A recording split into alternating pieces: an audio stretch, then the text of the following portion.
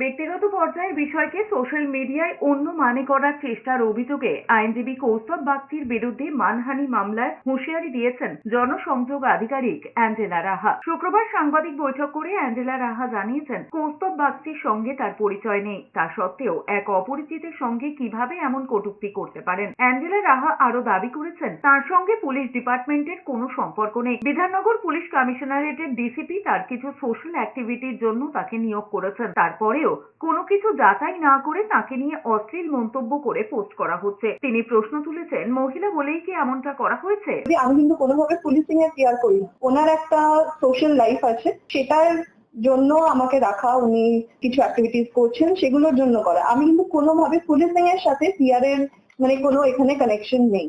একটা মহিলার প্রোফাইল নিয়ে এরকম ভাবে কাউকে কটাক্ষ করা, যেখানে আমি তাকে চিনি না বা সে আমাকে চেনে না, সেই জায়গাটা একটু ক্লিয়ার করে দেওয়া দরকার ছিল আমার মনে হয়। যে মন্তব্যটা করেছে সে আদৌ জানে না সেটা সত্যি না ভুল, তো সেই জায়গা থেকে তাকে একটু ক্লিয়ার করে দেওয়া হতো।